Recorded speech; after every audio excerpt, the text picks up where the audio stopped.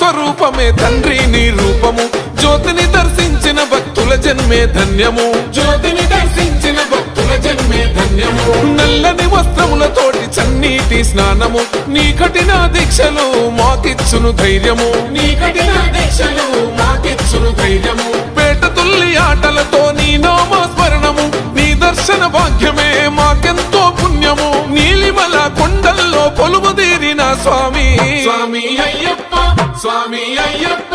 Swamy Ayyappa